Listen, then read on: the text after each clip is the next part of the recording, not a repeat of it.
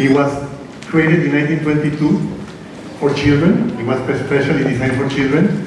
And now El Teatro is hosting events for the community and for all of you. Gracias.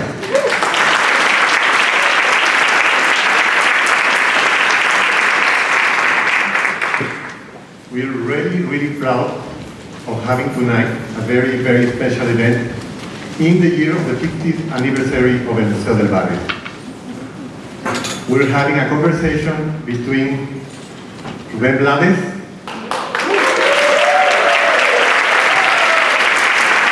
and Professor Alexandra Vázquez from Rubén.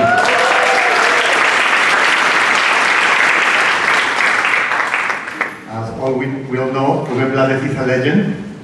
He's a composer, he's a musician, he's an activist, he's a politician. He wears different hats, and he's someone that has given so much for Latinos. He's given so much for Latin America and for culture, universal culture. So, un aplauso muy grande a nuestros invitados. Gracias.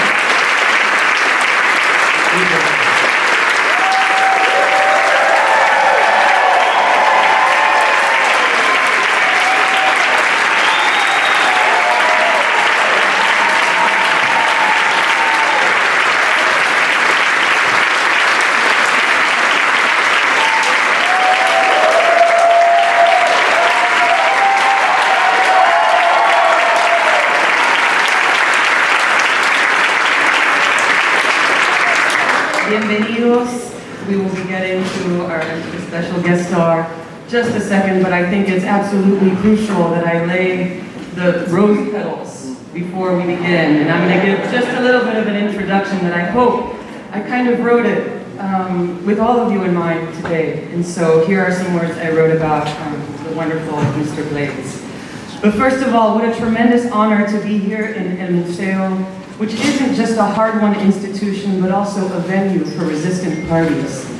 A place formed by many hands that have tended to, fought for, and somehow, in the midst of all of its historic challenges to exist, and with the help of ancient miracles, made beautiful things for and in it. I honor those tireless efforts by its founders, all those parents, teachers, grandparents, artists, beautiful publics, of which we have a beautiful example of tonight, and the tireless perpetual waves of grit and gumption that continue to say, let's keep making this place better, let's make it right, let's honor the dead by honoring the alive. And so I introduce our special guest here today by way of a recent action for the museum, a cue from the Mirror Manifesto, which insists that this setting be a resource for the greater barrio, the one we're in right now, and all these other mangrove shoots all over the United States that might not bear its resemblance in likeness, but shares resemblance in experience. Los barrios are concrete and abstract places, peopled with the solidly born to the recently arrived who need space and support for beauty, rather than being made mere statistics of decay. How perfect then to inaugurate this series with the great Rubén Blades, who has given so many of the barrios corners, songs for living, lending notes to its wards, hope for its projects, kinship for its suburban outposts. Rubén Blades has a voice that many of you instantly recognize. But who else has that unique buttery quality, that croon from under furrowed brow, that organic throat coat, that smoothness in storytelling, that stammer of all heartbreak? But somehow, with Blades, as with so many barrio artists, calling ourselves fans doesn't quite capture our interaction with the work. Is there another relation we can have to it other than fans or collectors? Blades' voice, which we've had the privilege of knowing on repeat over a 5-decade career, has had material impact. His songs have extended the limits of short lifespans and insisted on all the difficult underground trade that gets squeezed out of real estate deals. Blades keeps all them and all there present. So many characters we've come to recognize, know, and love in his songs.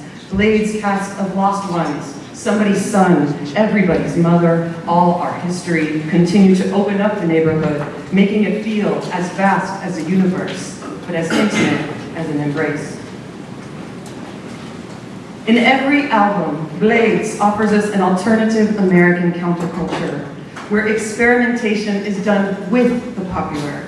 If you can recall all the bust-a-move parts of his songs, say most famously, and off the top of my head, the samba that breaks through one of the most crushing breakup songs of all time, Paula Say.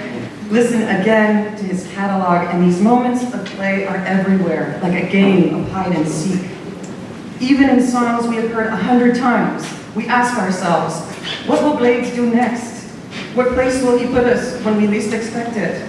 Whatever the groove demands, which in Blades' idiom also means the story and the way it's told, whatever all this demands, he'll do. There is an argument he makes everywhere about style. That style is not empty or slapdash, but when working with the volatile matter that is the New World repertoire, one must let styles lap into the other and make relation however pleasurable or difficult. New Wave synth? No problem, as his 1985 album Escenas so ably taught us. The classical tradition one-upped and done better in the colonies? Please revisit Vidas. He'll go there, even back to one of the earliest colonies in its Celtic bagpiped backtalk as heard in his 2002 album Mundo.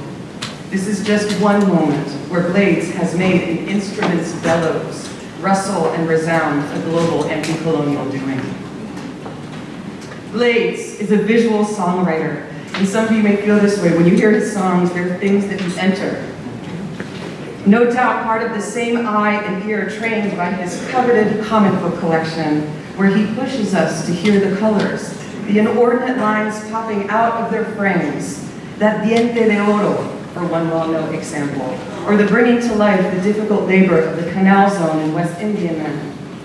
Take his pushing the frame of any barrio's constraint by allowing so many neighborhoods across the Americas to gather in danceable time, and giving Latinas, especially everywhere, one of our favorite activities, which is to be our wildest selves when our countries of origin are called out from the recording or stage, presente.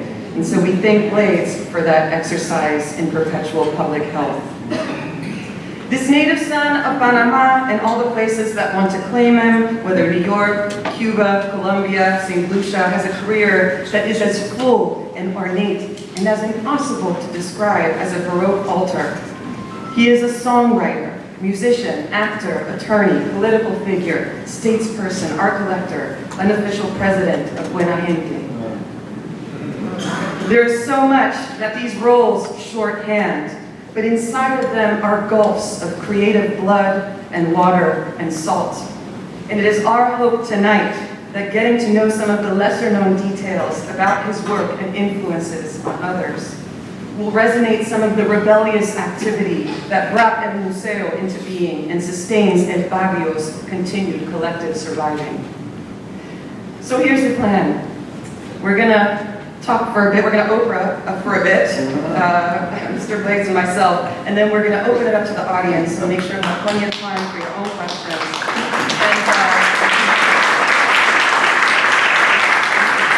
And I think we already have some prepared, we clearly have some prepared questions ready for that, and we're really excited to hear those. And you can pick up any golden thread you want to pick up about this extraordinary artist. But first, I want again to welcome hard and loud the great griot of the Isthmus, Rubén Blades.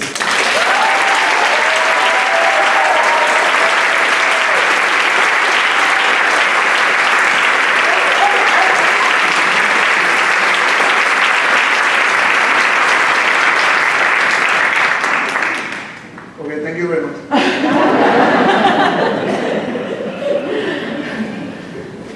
Welcome. Thank you. As I said in my opening, right, knowing where to begin, I've been in immense study of Blades' career for my whole life, right, but definitely when you get the privilege of doing this kind of thing, where does one begin? And I want to begin at home. Some in the audience might know or might not know that your mother was actually an extremely important musical figure in Cuba in the golden heyday of Cuban radio. was even thought of as being a child prodigy. And then, so I wonder, she sang with all the greats, Celia Cruz, Bola de Nieve, Olga Guillot, Channel Pozo. And so one of the things that's striking about your work is this very strong matriarchal line that you have. And so I'm curious, is when was the first memory you have of being able to understand your mother as a musician? I think that my mother was one of those special beings that some of us are lucky to have contact with. I, of course, being my mother, I had access to her from a very early age. But I understood that she was an artist when I went with her to a radio station in Panama called Red Panamericana. She was also a radio actress. And when I saw what she was doing, at the beginning I didn't really understand the whole fiction aspect of it. I mean, I thought that she was actually crying. And, it was live recording, I remember, live transmission. I remember that somebody saw my face. She would bring me into, she was always with me. She would bring me into the booth. And I would hear her and I would think that she's gonna cry, and I would start going like this, and the person that was on the other side would look at my face and told my mother, and my mother would turn around, and she was doing this really emotional thing, like, oh, she would turn around and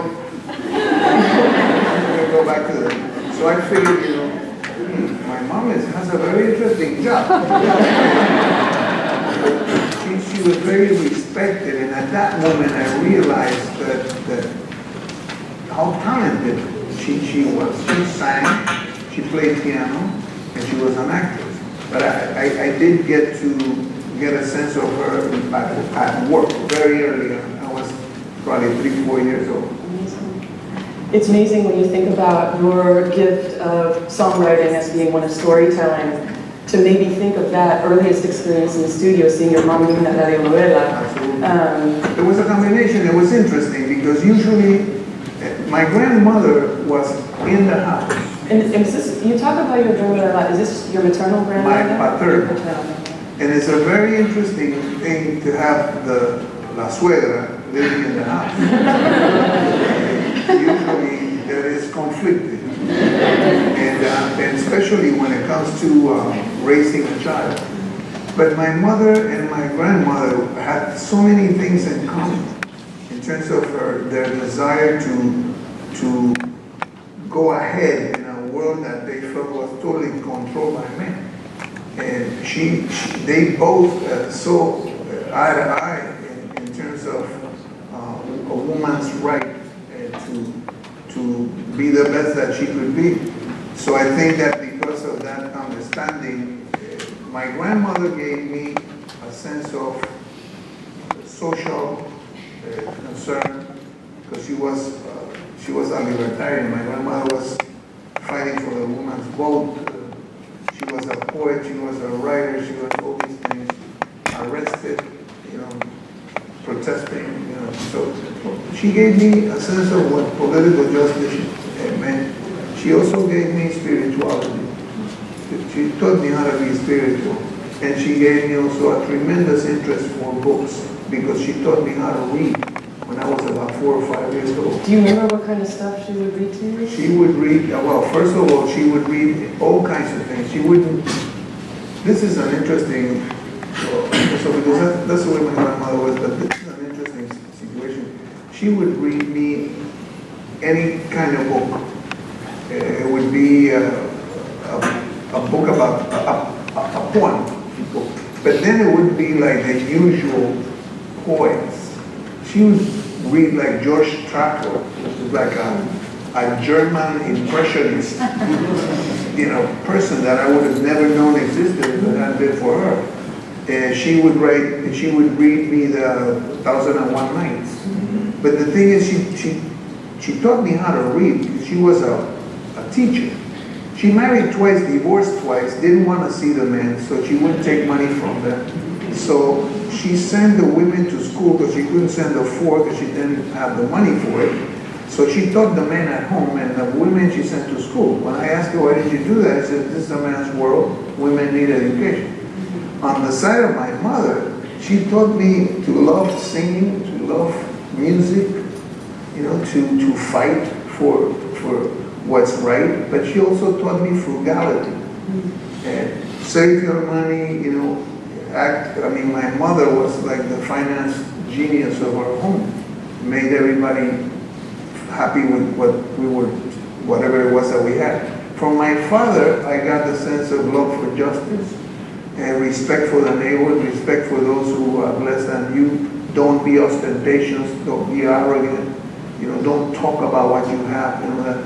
So I had all these influences all over me, very, very, very early on, which explains several things. Why I went in such different directions, and also why they didn't affect me to the point of me forgetting who I am.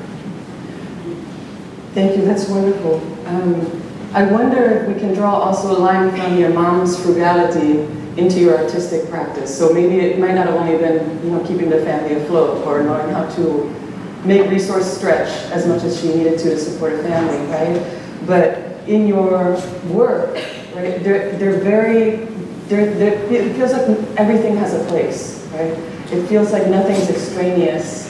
That there's real choices made in your, so what I'm trying to do is seeing not only like maybe, so your mom in the studio as this musical figure, she's a compositional figure. How does that come into when you actually compose songs? Well, I began by writing short stories. Do you remember the first short story and how old you were? I was 7. I actually won a contest. And I remember that because they were supposed to give us an award, and by the time my name came up, the awards were gone. And my mother was very upset. And I felt that a tremendous injustice had been. Revolution with a little art, you know? But it was a story about a family. It was a story about a kid who was having trouble with someone in the family. And actually, the teachers called my dad and my mom because they thought that my father had written the story. And what happened is that at that age, 7 years old, like I said, I started to read when I was 4 or 5. And I was reading just about everything and everything that came to me. But I think that what made me frugal in that sense was the type of writers that I was beginning to get acquainted with. And it was very important to certain things that my grandmother would say, write about what you know, or write about what is important for you. And I think that that set the direction for the things that I have chosen as my subjects when I became a musical writer, which is the neighborhood in general, which is what happens around me. But in my house, maybe another reason for the frugality, I come from a house where we never threw anything away. Okay, we would have like a rubber band, don't throw it away, you will never know. We recycle oil in different cans so we wouldn't forget what was in which. The fish will go in the quacarotes and the totones, and the oil will go on this one. So I think that also helped me to be frugal. That's great. Now, so if we can turn to your father was a bongocero, right? Yes. Was he performing when you were a kid, or No. is that something he had to stop doing? No, he was not. He was not performing by then. He was working as a detective. He was, at the time, I did see him performing playing basketball. That I did get to see him. He was on the national team. And yeah, he was a detective, but he never stopped being a musician and liking music. He was an incredible dancer. What kind of styles? He danced on two. I mean, he broke on two. He had that clave down all the way. Yeah, and he had played with very important people, Silvestre Mendes.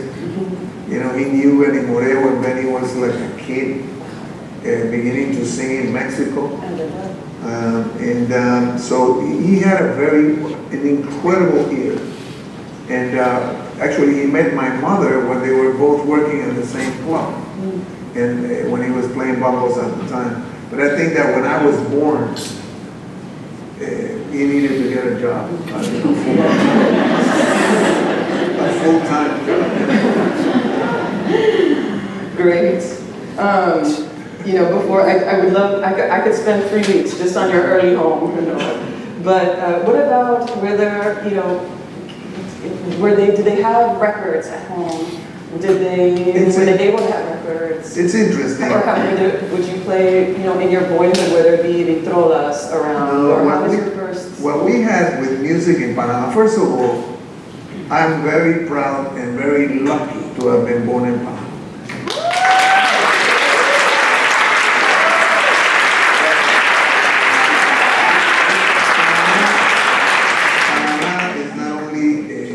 Very special place, but we were blessed by it could at some point it felt like a curse, our position, our geographical position, because we are essentially a maritime country. I mean, we have coasts on both sides.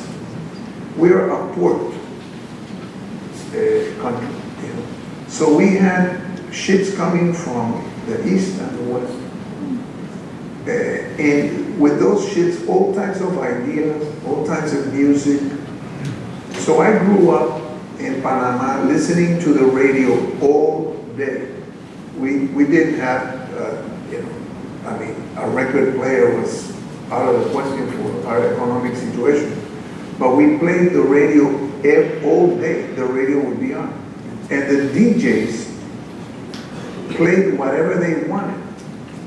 So all of a sudden you hear Frank Sinatra, and then you hear Los Churumbeles de España, and then you hear Tito Puente, and then you hear, you know, an opera, and then you hear a zarzuela, and then you hear a bolero, a Vicentito Valero bolero, and then so every day we were subjected to all types of music. So I grew up considering that natural.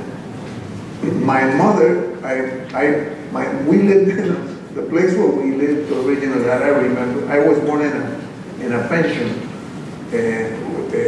that's no longer there. It burned, you know, years ago. But then from there we went to an apartment, a little place on Calle 13 Oeste. And it was so small that if you put a sofa, you would occupy a living room, dining room, and part of the bed. So we never could afford a piano or anything like that. I bought my mother her first piano in 1985, you know, we had a place to put it. So my mother played by ear wherever she could. And she was working with an orchestra in Panama at the time, when Vitín Paz was a trumpet player at the orchestra, and Mauricio Smith was playing sax in that same band. But my mother was a piano player. And so in the house, we didn't really have access to record players or anything. The first record player in our home came about when I was about, I think it was like 1962 or something. My father showed up, actually a truck showed up in front of our house. Somebody got out of the truck and asked me if this was the house of Rubén lived. And the one thing you do in a neighborhood that somebody you don't know comes and asks, who lives here? I don't know this person, I don't know what they want. So I was thinking about what I was going to do with this when I see my father. And I was so relieved. And my father came and said, yeah, this is the house. And in our house, buying something was like a big thing. When somebody was bought, it was a big thing. Because we didn't buy that many things.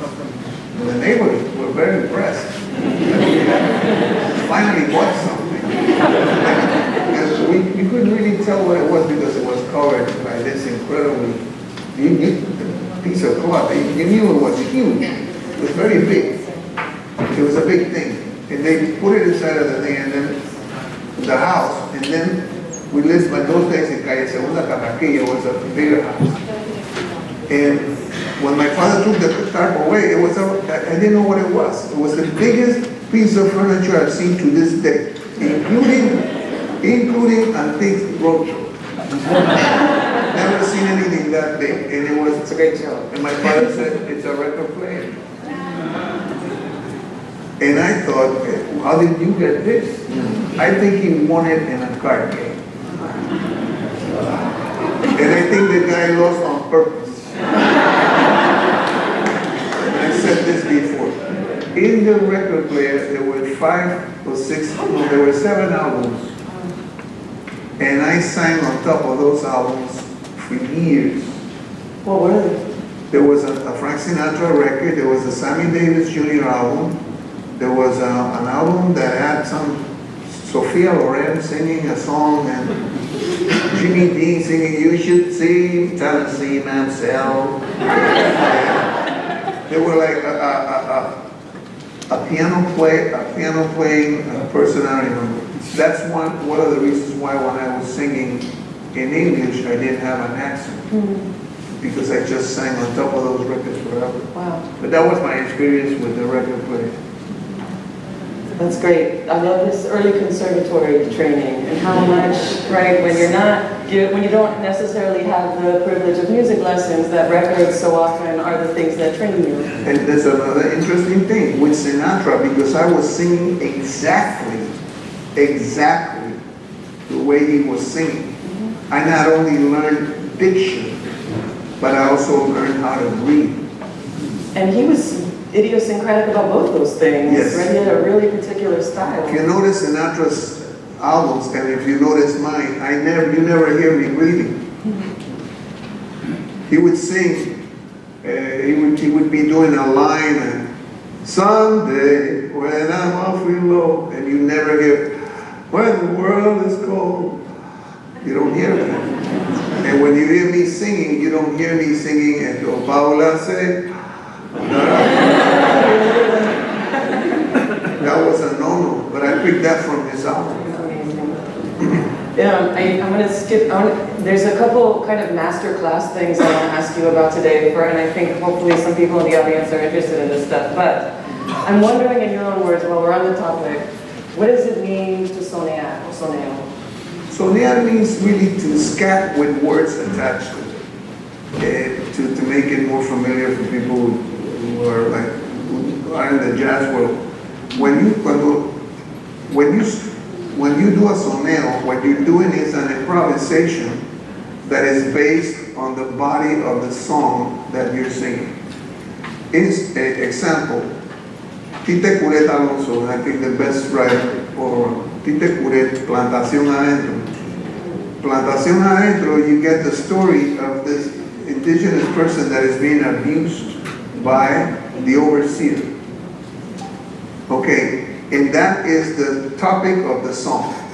When the coro comes in and says, Camilo Manrique falleció, apunta el palo cámara, por golpe queda el mayor, then the singer has the obligation of developing the theme that was central to the song that was just sung.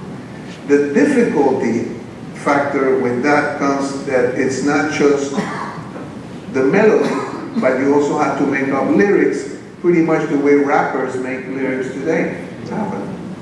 So if you remember the song, those of you who remember the song, to give you an example, el médico de turno dijo así, el médico de turno dijo así, muerte por causa natural.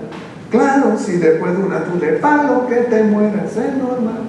That I wrote.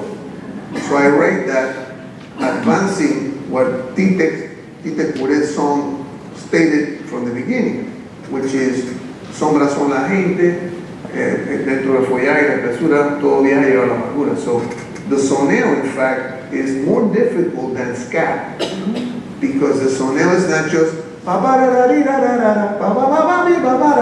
gotta say it out with words. And the words have to make sense, which is the other thing, you know. La canción is saying, the song, the coro is saying, Camilo Manrique falleció, plantación adentro, cámara, and you're going like, mamá, oye mami, oye mamita, vamos a gozar. That's question 8 that I had. About nothing to do with the song, though. Which is one of the things that irritated me at the end, and one of the reasons why I ended up singing my own songs. Because I cannot stand the idea of Pablo Pueblo being sung like Pablo Pueblo, Pablo Hermano, and some guy going like, "Este mamá, vamos a gozar." Nothing to do with what I'm writing. That's great. In terms of, you know, you thinking about this early conservatory with Sinatra, with Sammy Davis Jr., which I think is really Sammy amazing. Davis. I think that's amazing to think about Davis Jr. Perfect. But in the kind of, in the tradición de sonear,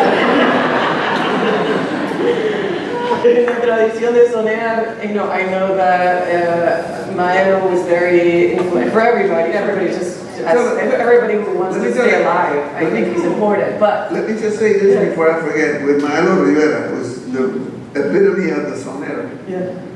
Once he called Fania, and I got a call from Fania, and he said, Maelo wants you and Hector Lavoe on the studio at 7 o'clock, and don't be late. Now, you know Hector, God bless him. Hector was there at 6:30. And I know because I was there before him.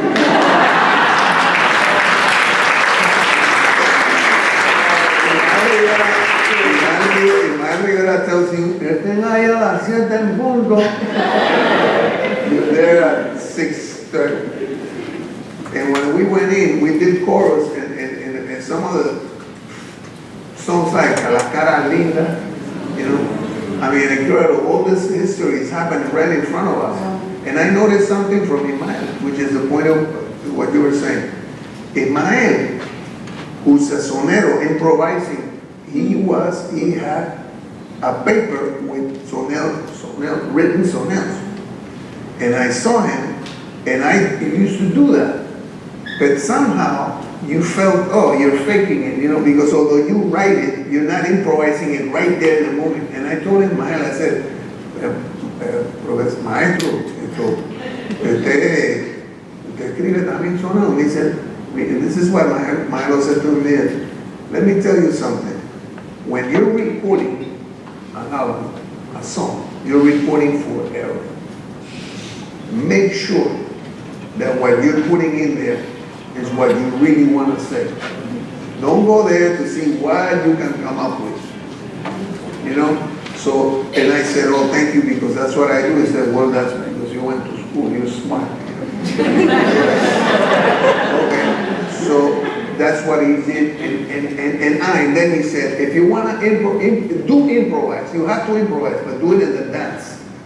Don't do it in the recording. Wow. Said, okay. That's an amazing. And it says something comes up to you in the middle of it, fine. But you're not standing there thinking like, you know, what am I going to do?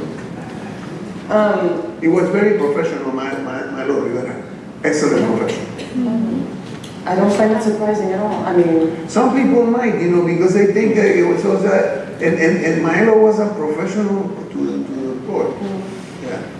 So I have to ask this question. So there was probably, I'm sure, many others who inspired your singing style. Cheo. Of that Cheo, claro, Cheo Cristiano. I copied him to death. Yeah.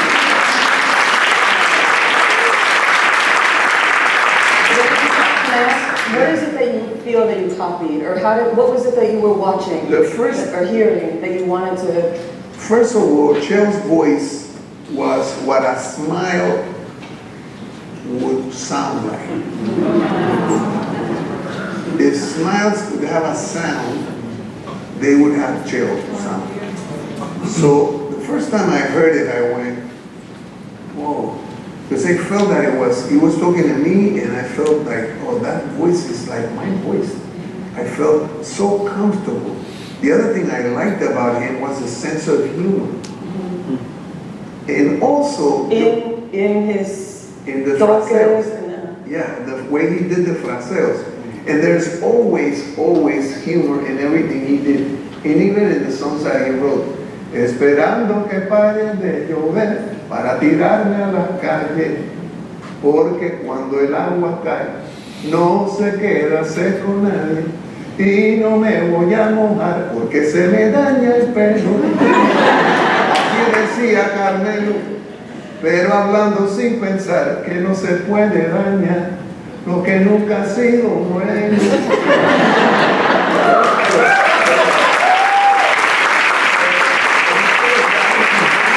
He says that with a sense of humor, and he's laughing about the whole notion of good hair and bad hair.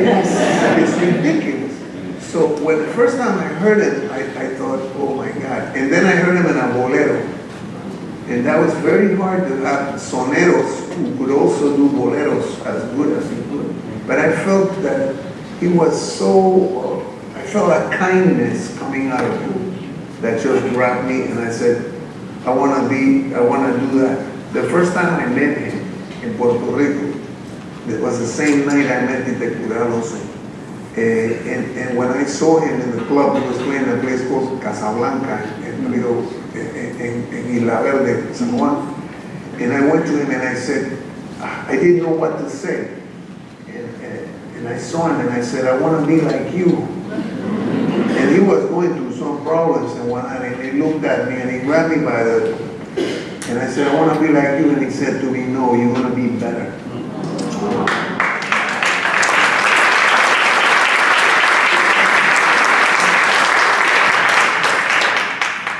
How about women singers? Did you feel, were there certain models of women singers, or also there's plenty of influence? My mother. Your mother.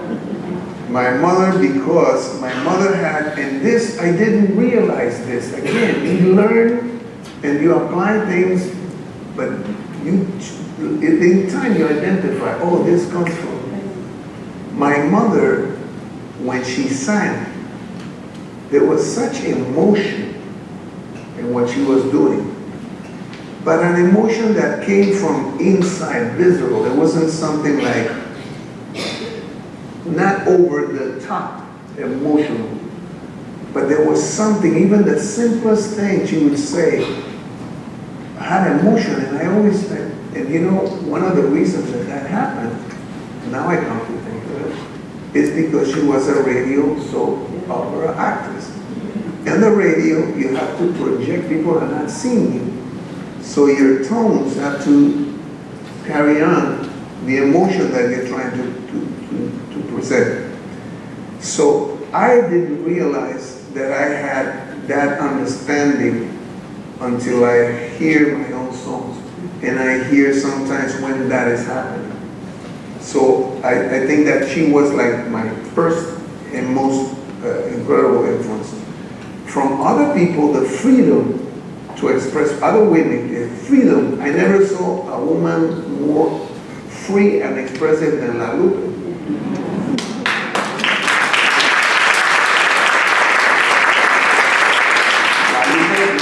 La Lupe was fearless. She would stand in front of the microphone, and would throw the shoe.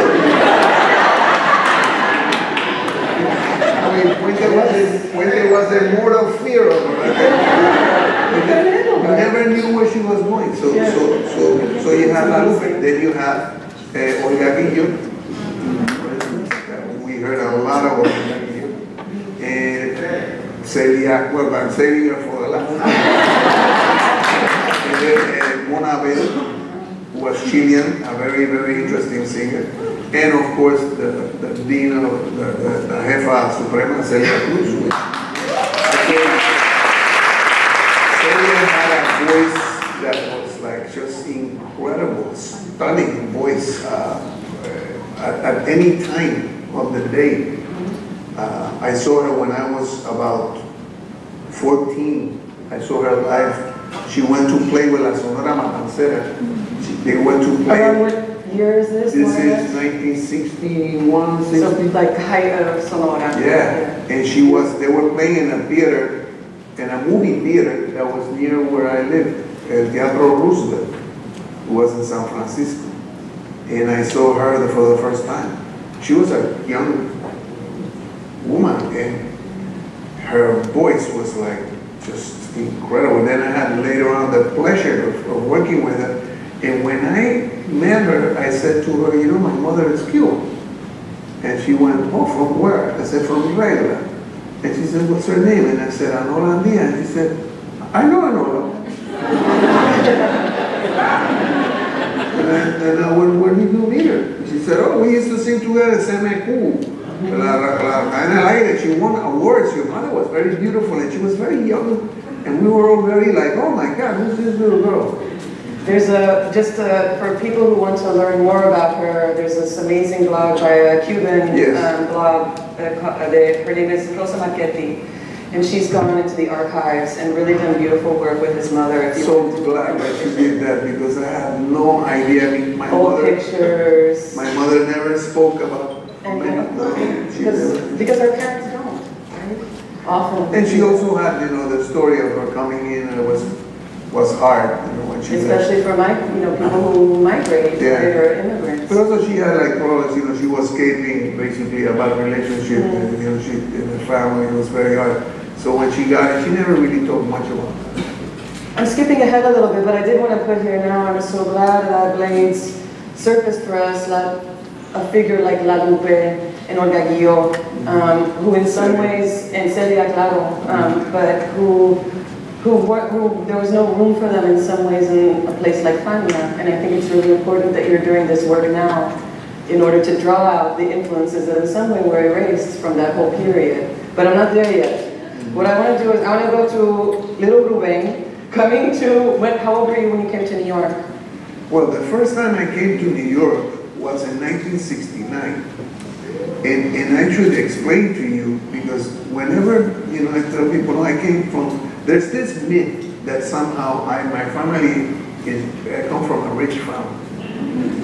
And it's an interesting thing, because I also, if you talk to my grandmother, many years ago, I asked my grandmother, I said, Abuela, are we poor?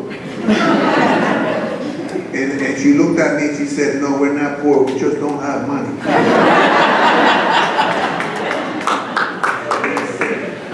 What's the difference? He says, poor people are poor here and here.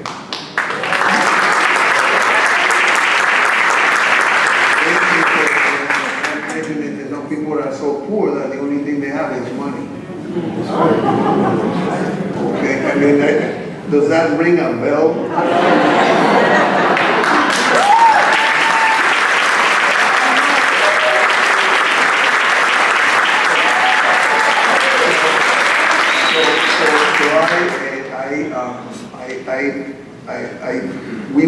I went to New York only because the military, there was a coup d'etat in Panama. The military took over in 1968. And I was in law school first year, and I was coming from the Instituto Nacional. So, you know, I didn't belong to any political party because I didn't believe in what I saw. So I was a part of a group of independent people at 18 years old. So idealists. So we got to the university, and the military in 1969, they shut down the university. And the first faculty they shut down was ours, the law. And there was a face-off with the military at that time. They came very strategic to go for law first. Say that again? Very strategic. Well, they figured, you know, this is where the most resistance is going to come in. Because there were groups organized, the Maoists were organized, the pro-Soviet groups were organized too, and then there were the independents who were not associated. We were in the left only because that's where the right was, but we weren't members of the communists or of either of the factions. But they, you know, they don't care about that as long as you don't support it. So we had a problem in the university, and I remember they surrounded the university, and I was one of the people, one of the ones who escaped before they came in, and my mother was in mortal fear that I was going to join some group, so, and do something, and get in trouble. And my father was in the police at that time, so it was like very in a house, it was contentious situation. And my mother one day said to me, "You want to go to New York?" And I thought that she was been drinking or something. She said, "To New York? How am I going to go to New York?" I said, "Well, your brother works in Pan American, was an airline. And your ticket costs like $20 because you are a Zulu." And I said, but my mother, I said, she's sending me to New York. She knows that I like music. And she's sending me to New York. Instead of telling me, don't music, you have to study. And I think, and I figured later on, at that time, I said, oh yeah, I know. So that's what I get. But she took a chance. She'd rather have me a musician than in trouble in Panama. So I went over to New York. I had met Richie Ray and Bobby Cruz, were I think two of the best musicians ever. And I had met also Pancho Cristal, who was the producer. And all of them told me, if you ever go to New York, call us. I called Richie and Bobby I called Bobby Cruz when I was here, and then I actually went to his house in Brooklyn, and I gave him a song called Guaguaco Triste, which was the first song that that I had recorded by anyone here from that world. And then Pancho Cristal got me an album with Pete Rodriguez, Bugalú Rodriguez. I like it like that. Yeah, Rodriguez. I like it like that. It was the first album I ever did and for Alegre Records. And but then, 1 year, I mean, that was 16. Can I insert a footnote here? I have the liner notes that Rodriguez wrote about that album. Oh, Can I really? read them? I am proud to have had my orchestra accompany Rubén on this album. Born in Panama, Rubén is a high-strung and adventurous boy who writes his own songs and plays the guitar with such ultra-modern chords that after hearing him just once, I felt totally satisfied. That's the sleeve note.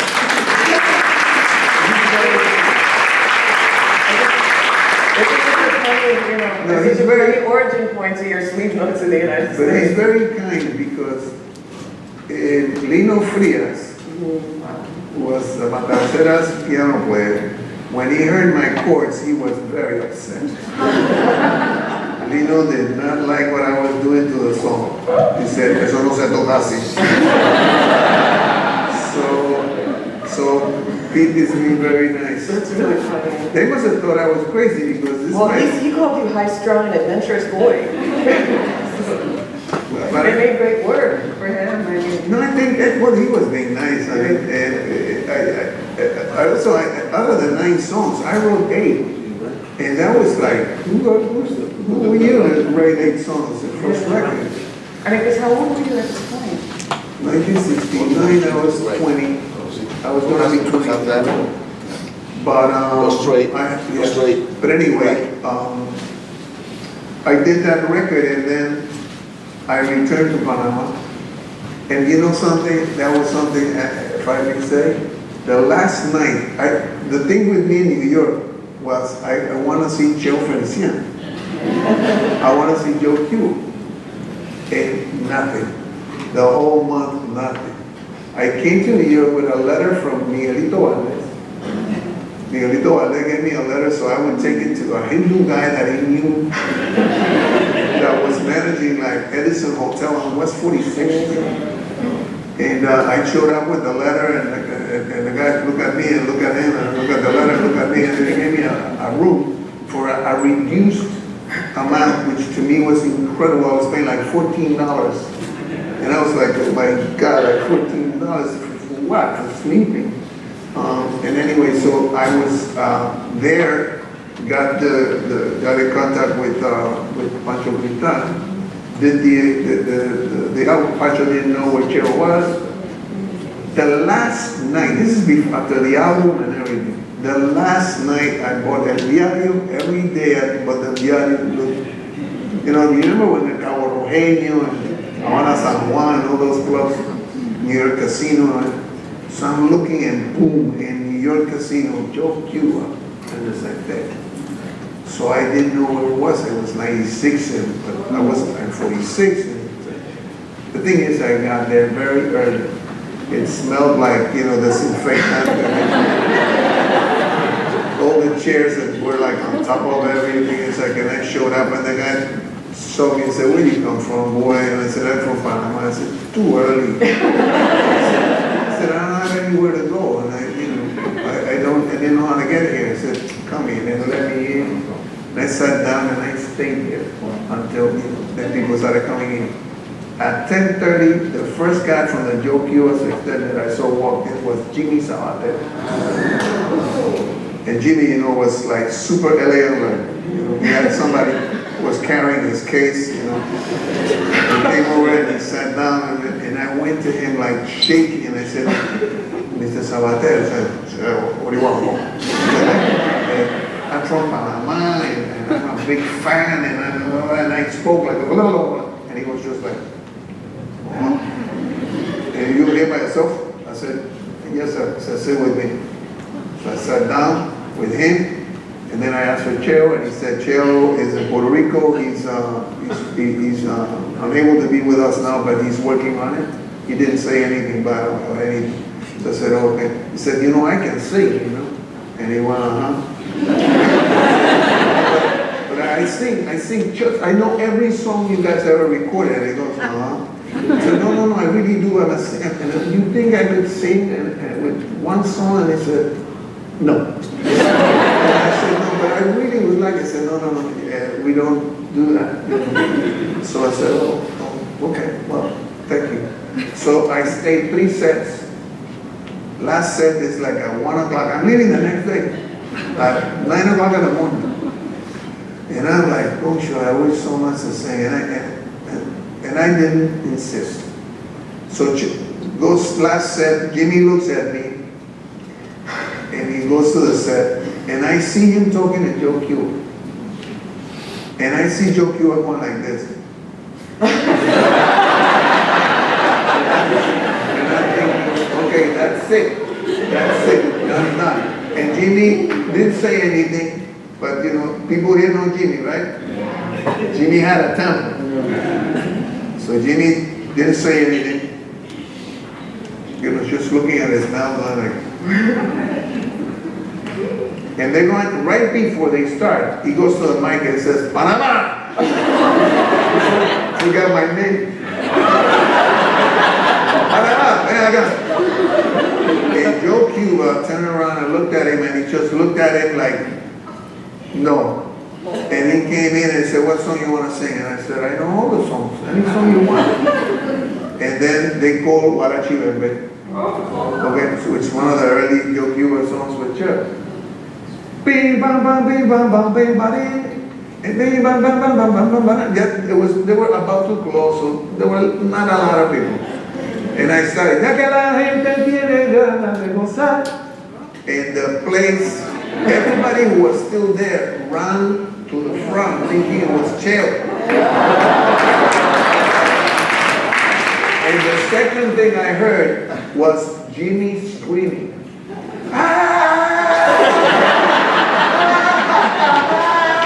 And you look at Joe Cuba. And I was just like in heaven. The next day I said, "Thank you so much." And then Joe Cuba said, "Oye, tú vas aquí la otra semana."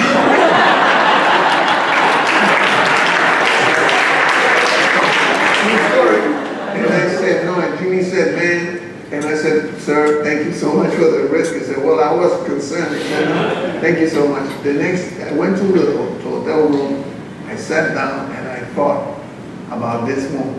And I said, you know, my mother is expecting me.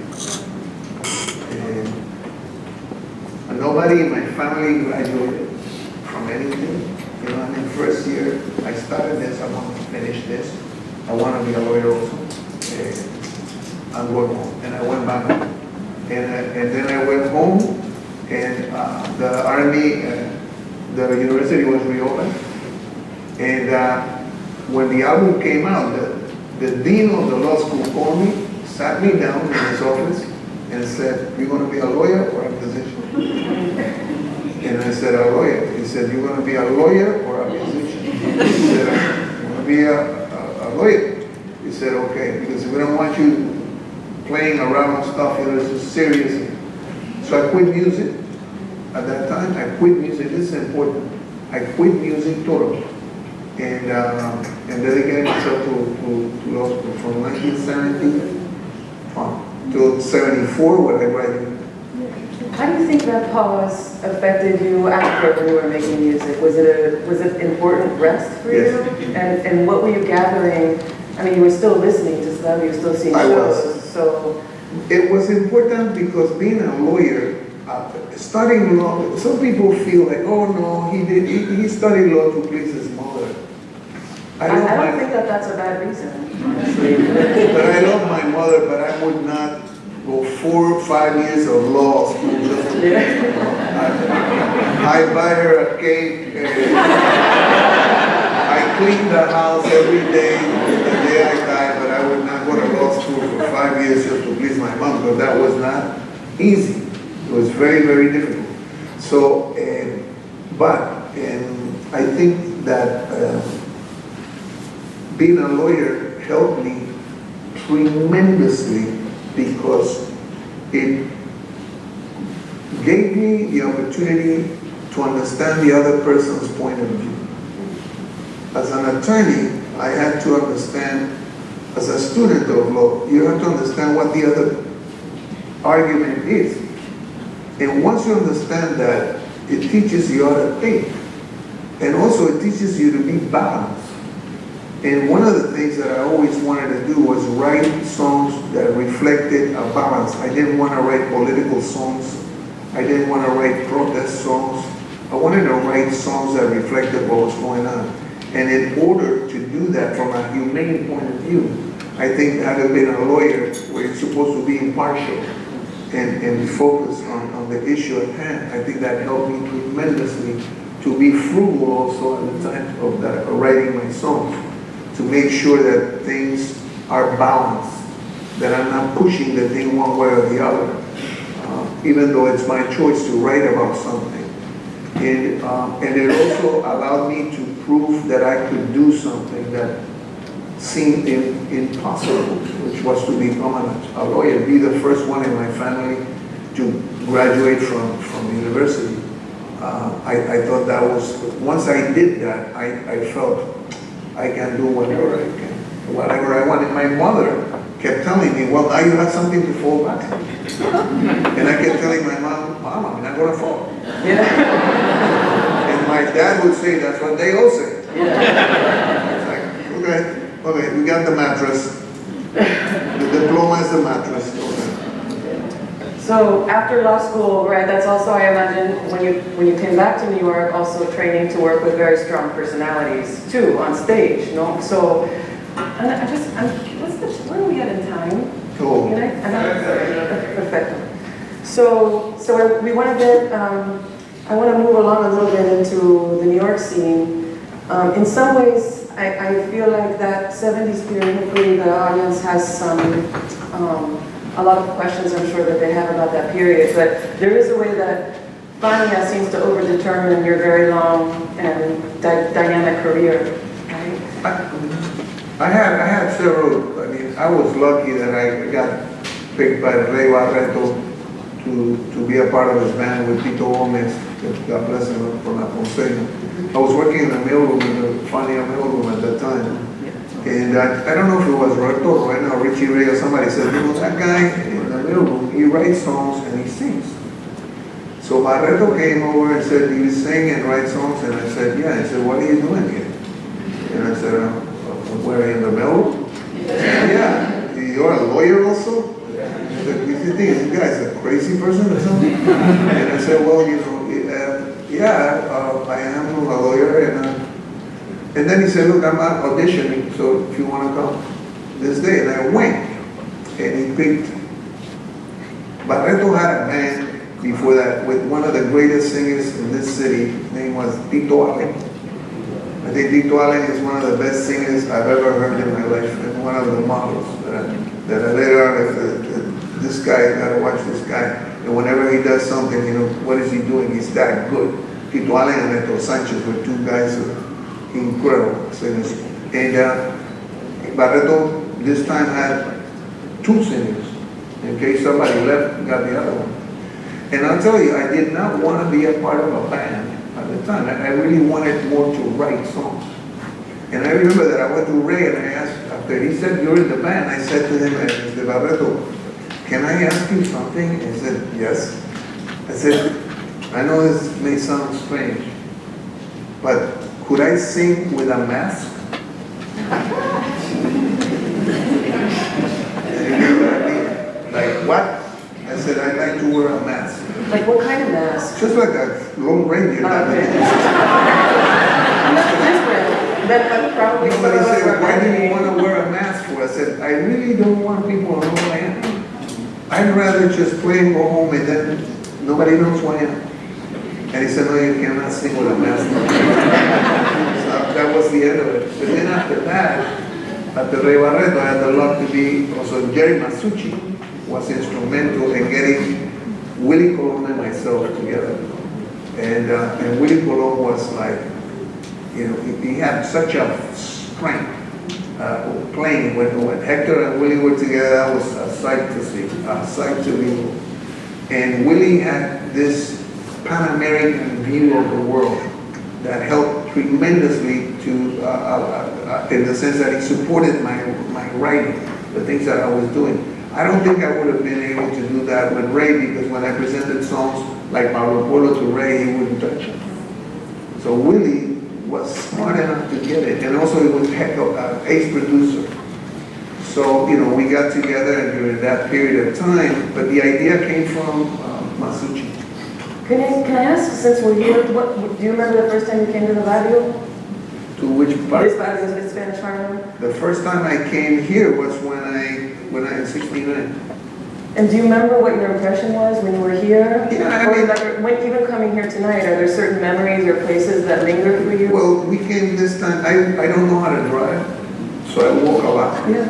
And this time we came in a car, so, and we came like, you know, to other areas, but my impression always was that I was like in the middle of life. It's like life all over. You go to some places and you don't see life. You don't see life. You see frozen things, artificiality. This was like in Domino over here, and you see the other guy, dog, you know, people over there, kids running, and then, you know, water, and it's like, music, the aroma of food. You know, you see, like, it's just like, there's so many things happening, very stimulating. That was and then later on, when I was with Ray, and we kept playing, in those days, salsa meets jazz, there used to be, we used to have like these trucks that had a stage, and we would have like Billy Taylor, you know, jazz, and then playing jazz, or Oscar Robinson, you know, you had like all these names, Sonny Rollins, all those guys, and then we would play salsa. So, you know, for me, that's the impression that I had of Barrio was life all around, and you were like this, you know, watching. So I don't have that much more time, but there's two questions I'm dying to ask you. One, I did want to say something. You know, we could spend more time on money, and we will. But the transition to Save el Solar. In really researching for this interview today, I was really noticing in this re-listen, there's something that happens to you musically when you start working with that group. And I don't know if it was Oscar Hernandez or I don't know what, there's a kind of, there's some kind of both loosening and tightening of your sound at that point that I think those albums in the mid-80s are just beautiful. And I think that, I encourage everybody to go back and give them a re-listen. And I'm just curious, what happened? Well, the thing with success has, you know, we are most of us, we see the exterior of success. We don't see the interior, we see the exterior. That's what mesmerizes us about success. The interior of success is like pain, failure, disappointment, missed opportunities, all of these things. That's why when you taste success, it doesn't necessarily have to taste very nice. It has a bitter taste to it as well. And no one is successful alone. Nobody. No one. I was good because there were so many good people who were with me and helped me to be good. So if I didn't have all those guys in the band, I would have not have been as good as some people think I am. So it was, success is always the work of a group. It's a community. It's not just one person. No one has success alone. Nobody. Except for that person. The best at the beginning and the end of it. And that's totally absurd. No one can do everything by themselves. So Oscar Hernandez, Mike Viñas, Eddie Montado,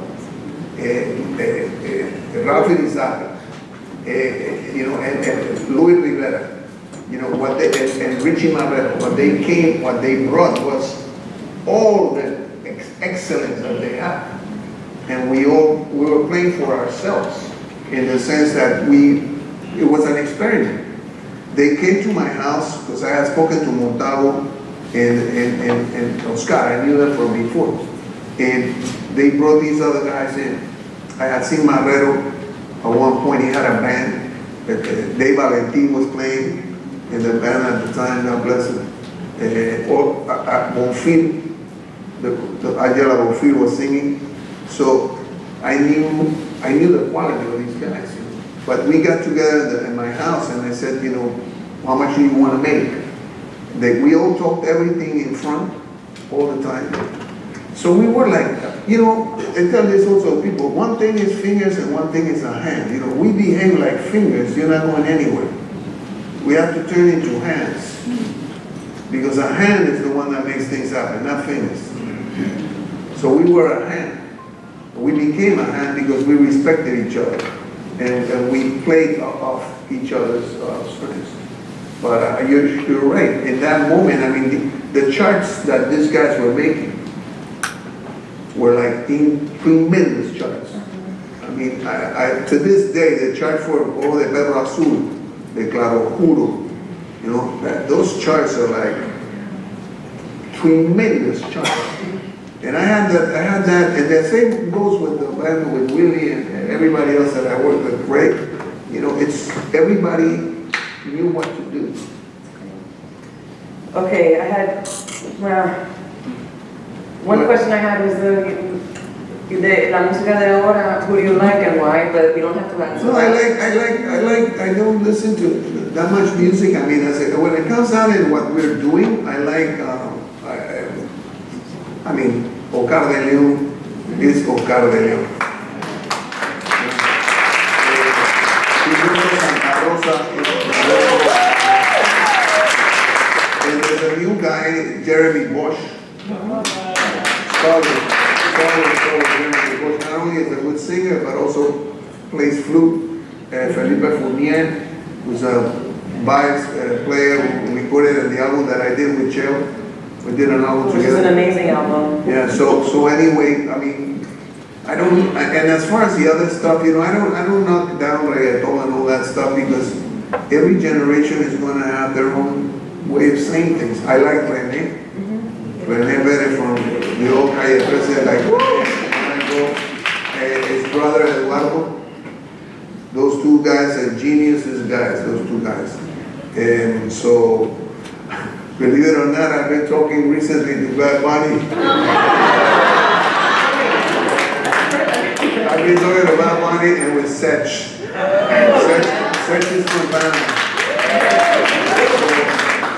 And actually, Sech, I told Sech we got to do this. We're doing a PSA, you know, public for against pollution. But I mean, I'm interested in being involved with people that see what they can come up with. But Bunny showed up in my show in Puerto Rico on September 27 with his mom and his dad. Of course. It was his birthday, and they stayed there the 4 hours that way. And a very respectful kid, you know. And I try to listen, but I don't listen as much as I probably should. And this is the question I'm dying to ask, and just because you have thousands of interviews, you've been in the public, and I don't know how you manage to retain a really important sense of privacy. And ironically, there's this amazing documentary, if you haven't seen it, where Blades, it's My name is not Rubén. My name is not Rubén. It's a beautiful documentary, one of the best I've seen in a long time. But what's hilarious about it is it starts with Blades, you know, some kind of press conference about not doing music anymore. And then for the rest of the documentary, he's never stopping for a second, humming, composing, right? The mind is constantly in music. But there's so much out there about you, but I did have this question, and what is it that you wish people would ask you but never do? Oh my God. That's a great question. I mean, you go home, you're mad after like I don't want people to ask me anything. But I don't know, that's interesting. I'll think about that. We can turn to the audience while you think about it. Yeah. Maybe it'll come. So we have two microphones that are migrating around the room. Are we using the microphones? Oh no, they're standing microphones, my bad. Yes. So I guess we'll start here. Go ahead. Thank you for putting those great questions together because you were great tonight. Thank you so much. Thank you, Maestro, for being here tonight as well. Buenas noches. Mi nombre es Aileen. I have to say my piece of words because then los nervios me traicionan. Es un honor tener la oportunidad de estar tan cerca de usted, que aquí considero uno de los cantantes de más trascendencia en la música y que ponen alto nuestro idioma y nuestra cultura. Para mí es un inmenso honor estar aquí cerquita. Mi pregunta es la siguiente. I'm going to make it in Spanish because I thought it and wrote it in Spanish. Yeah. I'll respond in Spanish. Thank you. Entonces, las últimas producciones, que las tengo las dos, Medoro Madera y Paradiso Bloquean, musicalmente son totalmente distintas. A prácticamente 50 años de carrera musical, ¿cómo usted se reinventa diariamente para come up with this? Like, what haven't you done? Tell me, how do you reinvent yourself? You know what it is? The thing is, la respuesta es esta. La verdadera definición del intelectual es la curiosidad. Eso es lo que define un intelectual. What defines an intellectual is curiosity. So, ¿qué es lo que hace que la vida de nosotros pierda valor? What makes our lives lose sense of value? Indifference. La indiferencia es lo que nos mata, no es la edad. It's not age that kills you, it's indifference. So once you are involved, why stop? A mí me interesan muchas cosas. I'm interested in many things. And I'm continue to explore. Y ahora sigo explorando todas esas direcciones. Así que ahora estamos haciendo un disco de jazz. I'm doing a jazz record. I have an album that I did with a group from Brazil, Poca Libre. Es un álbum de música brasileña basado en mi tema. Así que digo, mientras no sea indiferente, seguimos creando. Amén.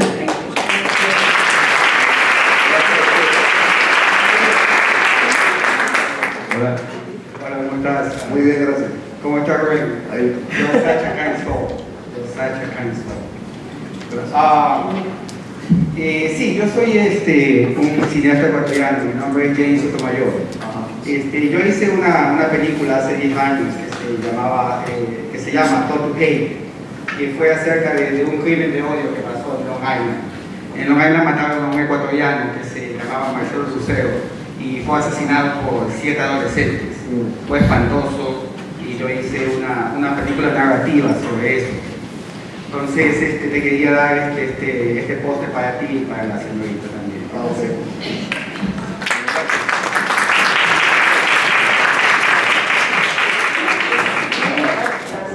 Muchas gracias. Sí, te quería hacer una pregunta.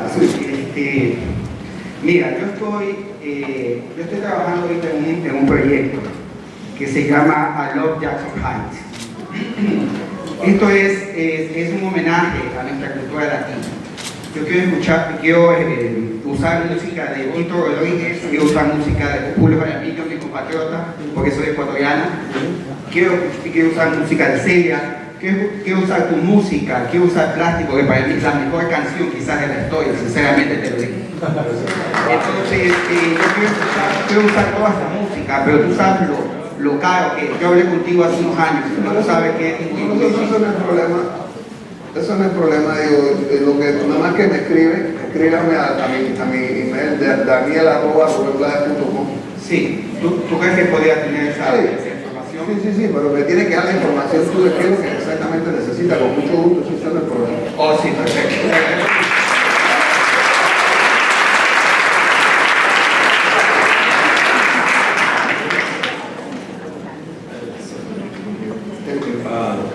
My question is about two songs. Mac and I and Pedro Nava. Right. You often sing Mac and I before you sing Pedro Nava. Is there a relationship between the two songs? Was that your big inspiration, or was it the other way around? It's interesting. This is the way it goes. Opera, the Vagabonds Opera, John Gay, that's 18th century, I believe. Then it goes to the Three-Penny Opera, Bertolt Brecht and Kurt Weill, in the 20s, early 30s. Then it goes to Bobby Darin, 1959, Magdalene. That's a progression of the song. What Bobby Darin did was an adaptation of what McKee did in the Three-Penny Opera. That's a Kurt Weill production with Bertolt Brecht. Now, in Panama, there was when I was growing up, there was a gang called the Gold Tooth. And there was a gang called Zapatillas Negras, Black Sneakers. And so I never forgot those two things. I loved the song that Darren did. I liked the dynamic of the song.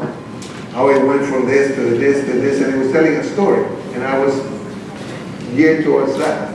So then I started looking around, and I picked up from Panama elements that were original, nothing to do with the original Maquis, but rather my version of reality in terms of the documenting reality in the neighborhoods. When I came to New York, then I saw the big hats, and I saw the galan, the jackets, which we don't wear in the tropics. And so I put all those elements together and came up with Pedro Nava. What I did use from the original John Gay song was the progression. I didn't use the melody because I didn't want it to be like that, but I used the chord progressions, but I created a new melody. So that's the reason why I can sing the original.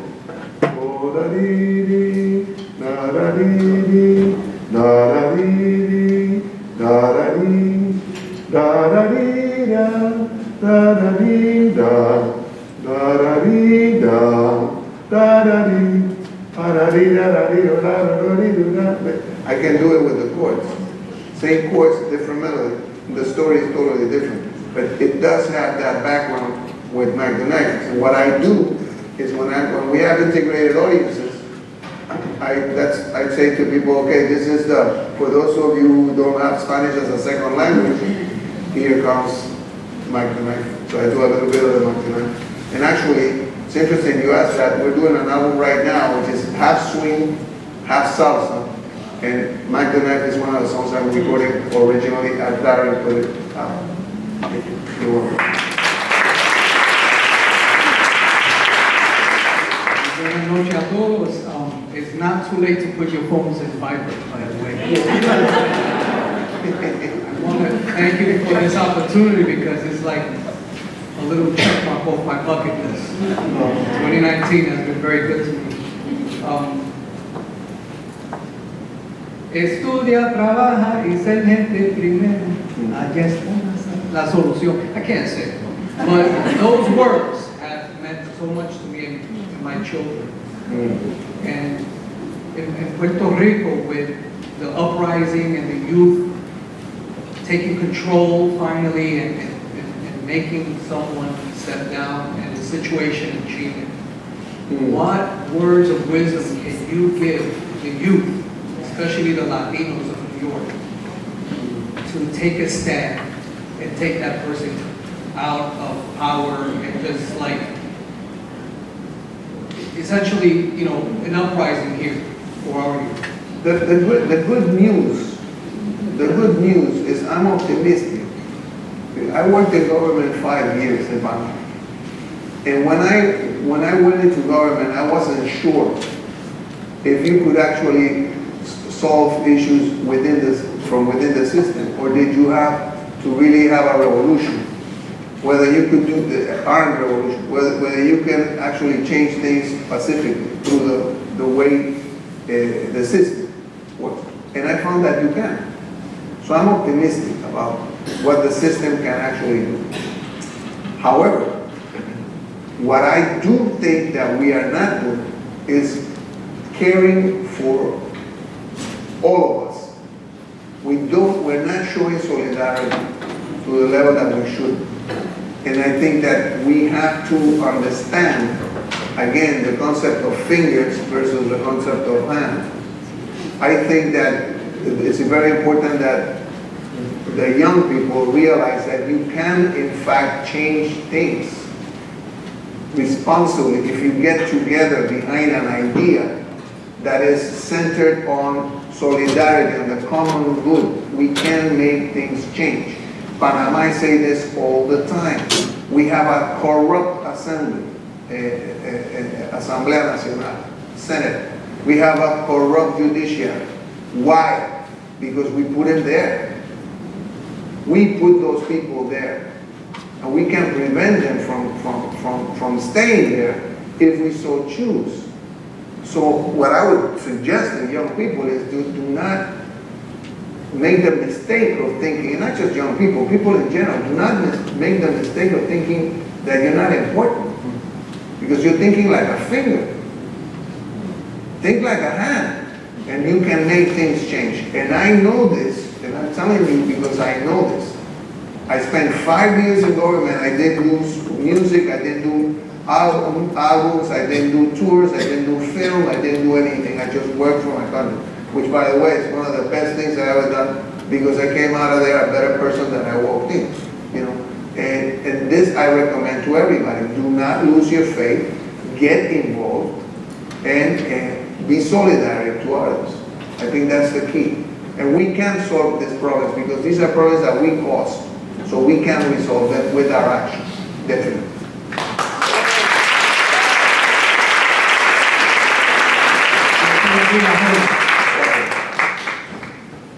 Good evening. Thank you very much, Rubén, for tonight. I wanted to ask about your experience and what you got out of your career in film and movies. I remember Milagro Beatty Award. I love that movie, and you're doing The Living Dead now. Just how that whole experience has been. Well, I mean, first of all, for me, I come from a country where there was no movie industry. I saw my mother work in novelas and radio, but no film. So, but I always thought, oh, that's interesting. The first movie I got involved with, it was an accident. Jerry Masucci was the one who ran Fania. He wanted to be a producer of films. So he came up with this idea of a movie where Willie Colon was playing like this mafia guy who was a friend of this man over here who's a boxer who sings. And then we got to get an album out of this. And then they came up and got Fred Williams, and we did this movie, and it was called The Last Fight. And I did the movie. It was great. In those days, MTV was starting, and MTV was all about video. This is like a movie. And I went like, wow, I'm going to do this. And I did it, and I saw myself, and I thought, I'm awful, and I'm never going to do this again. I don't want to do this again, ever. And then I got hooked up. The friend of mine, Leonie Chasso, very talented Cuban filmmaker, who got me involved in doing the crossover Dreams, which we shot here in the Barrio in 116th Street. And then that movie got the attention of a man named Sam Cohn, who was like the biggest agent in Hollywood, period. And he, for some reason, thought that I was good. And then he called me up and I had a meeting, and the day we were having the meeting at the Russian tea room, where I had to go to a Salvation Army and get a jacket for it. And I sat down and he started eating paper. Sam Cohn, who was the biggest agent, started eating napkins in front of me, one after another. Now, I've never seen an agent before, I don't know if this is the way. But it did sound very strange that he was eating paper. So I thought it was a joke, and it wasn't. He ate paper for some reason. And he was my agent. And then I started working on film only because I never left music. Music was always more important to me. But you know what? Imagine to have the opportunity to work with people who are not singers, but people that you admire. Movie Go, Richard Pratt. I made a movie with Richard Pratt. I can't believe it. I worked with one of the guys that I think is one of the comedic geniuses of this work. And so I worked with Robert Redford, I worked with all these people, and Jack Nicholson, and Diane Keaton, and all these people. And I just had a ball. I mean, I never thought I was going to be an actor. My band right now, I'm working with in Fear the Walking Dead. It's a TV show. They're in 6th season, and my band wants a zombie to bite me so we can go on tour. Yeah, they're not nice people. And they want a zombie to bite me so we can all go on tour because they all think about themselves. That's all. But I get but I'm having a ball. That's the reason why I went there. And I actually, and another last thing, film provides you with an audience. Film and television provide you with an audience that music alone does not. Fear the Walking Dead is shown in 130 countries in the world. I'm in Serbia right now. Who knew? Just with Milagro Vito, what did you like about that story? Oh, I think it's a wonderful story because it's a magic realism. It's a wonderful, very nice story. I think at the time, I think that people were expecting something else from Redford. I think it's a great movie. I think it's grown old nicely. And I had a ball and a half with doing that movie. And it's a feel-good movie. And I think that we do need that. We need feel-good movies other than just zombie scenarios. Yes, thank you. Good evening, Donna Curtin of Brooklyn, New York, and also La Pollera magazine. So I do believe in the power of the pen could change lives. I have a question. At the age of 71, what would you tell Rubén Blades of Carrasquilla at the age of 21? What would you tell Rubén Blades of 21 years of age? Well, what I say is that use your time judiciously again, because at the time I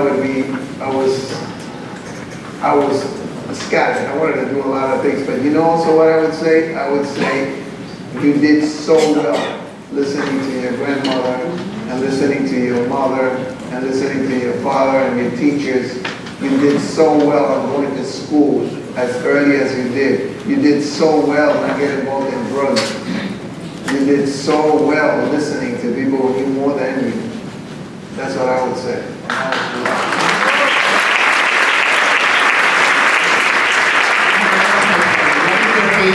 Fry. My favorite? Your favorite fry? I didn't get that. Fry from Panama, you're different, your fritura. What is your favorite fritura? Fritura. Hojaldra. I like Arimañola, but I like the one, and I like the corn tortilla to the point that they send me some from a supermarket in Panama. They send me like 36 and they're all gone. But I didn't eat them all at once, if it's just you. But I like tortilla and I like hojaldra, that's my favorite. Okay, I'll make you some.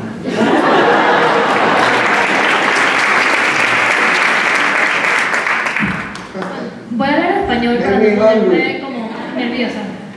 Yo soy panameña también.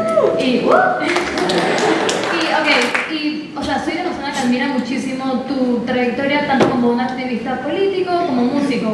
Y te quería preguntar ahora en Panamá, con el Ministerio de Cultura y todo lo que está pasando, ¿qué consejo le darías a alguien joven que está buscando hacer un cambio en Panamá desde el punto de vista como de la cultura? Yo creo que lo más importante es no perder la esperanza, eso es lo principal, porque de pronto la gente cree que no se pueden cambiar las cosas, sí se pueden cambiar. Eso es número uno. Segundo, edúcate lo más que puedas sobre el problema sobre los problemas que existen. ¿Cuáles son las razones? ¿Cuál es la génesis del problema? ¿Cuál es el estado actual del problema? ¿Qué se puede hacer para resolver ese problema? Ponlo por escrito. Busca gente que piensa como tú también, que están interesados en saber qué es lo que pueden hacer por cambiar las cosas. Y entre todos se plantean, ¿cómo haríamos nosotros para que esto mejore?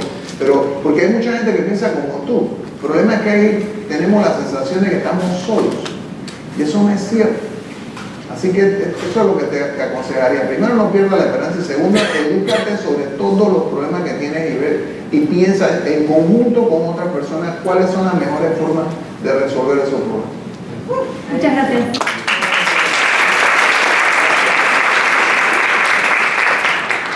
Is this, the era of reggaeton came in very heavy. It seems to be extremely popular.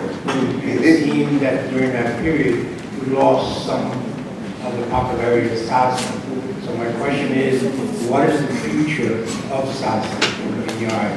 I think the future of salsa is bright and it will continue because, see, this is the other thing. Salsa is being played worldwide now. I think there's more salsa through the world now than ever before because of the internet. All of a sudden now, you don't have to go to some specific place to buy a salsa album because it's an import that costs like $50 or whatever. All of a sudden now you go to the internet and you can see the amount of bands there are bands in Israel, there are bands in Latvia, there are bands in India. There are places that you do not think are listening to salsa. The problem is we're not getting them, we don't listen to it here as we used to. But the salsa continues to thrive. Look, I don't understand why in Puerto Rico you don't have a place that you can go to listen to salsa. There's no club. I mean, you go over there and you try to find a club, and that doesn't mean that the salsa is not alive. I do believe, like you said, that other currents of music are more popular at this point, but that's been the history of music. Things go up and down, but salsa continues to be relevant because it's not only great music to dance to, but it's also contact music. That is very important. Contact music it makes people partner. You know, it's not like I'm dancing over here and you're dancing over there. There's something about salsa that is very, very huge, connects people. So I think that you're going to see the pendulum go one way and then go back. But I tell you, because I go to places where I know that I look at the crowd and they're all young. They weren't even born when I was bringing the songs. I had shoes older than the crowd. And they're there. And not only are they there, they're singing the songs back to me. So it's not as dead as one would think.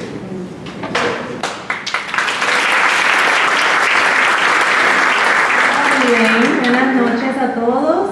Un placer de conocerte. Gracias. Y Panamá es súper bonito. Gracias. Te quiero preguntar, yo que quiero empezar a mejorar mi canto, no soy cantante, pero me gusta cantar.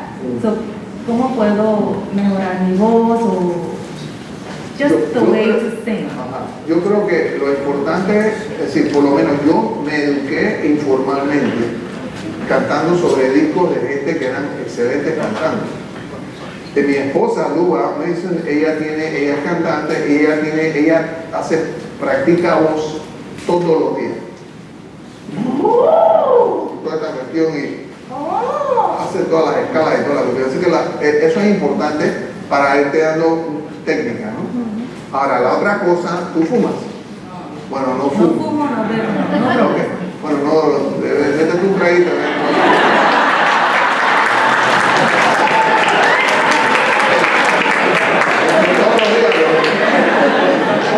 Relax, ponche algo. Pero sí es importante, otra cosa, cuando estás cantando, que eso se lo recomiendo a la gente que es profesional de la música, tomen tonos que sean cómodos para ustedes. Yo todavía estoy cantando los temas que yo grabé en el tono original. Plástico se grabó en el 76, hace 43 años. Yo lo estoy cantando en el mismo tono. ¿Por qué? Porque yo no quería impresionar a nadie trepándome. Es como si caminaras así. Puedes hacer eso por unos años, pero por un tiempo ya no puedes. Entonces, busca tonos que son los tonos cómodos. Acuérdate que lo importante en una canción es cómo la dices. No es gimnasia vocal. Es como dices lo que estás cantando. Y la otra cuestión es esto, trata de tener un régimen de vida que sea sano, es decir, duerme lo más que puedas. Eso es sumamente importante, eso me ayudó mucho a mí a conservar la voz también. Aunque sí fumé y dejé de fumar hace como 12 años. Y por dejar de fumar, la voz mía subió creo que un par de tonos.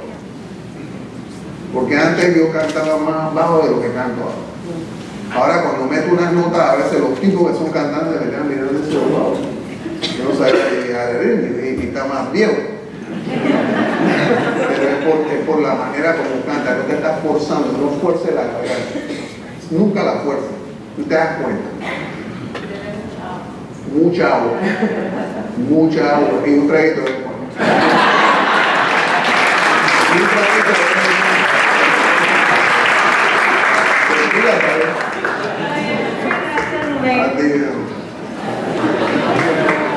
Buenas noches. Perdón. Sigue buscando América, queremos no encontrarla. Tú has mencionado esta noche en varias oportunidades, no perder la esperanza, pero para los latinoamericanos es muy difícil actualmente. Voy a poner dos ejemplos. En mi país, Venezuela, no se vislumbra una crisis, no se vislumbra una solución ni a corto ni a largo plazo para la grave crisis humanitaria que tenemos.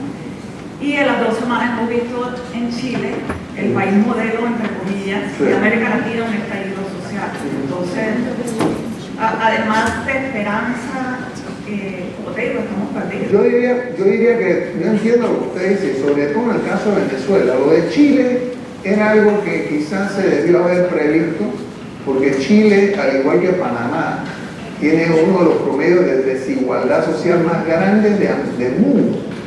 No estoy hablando solo de América.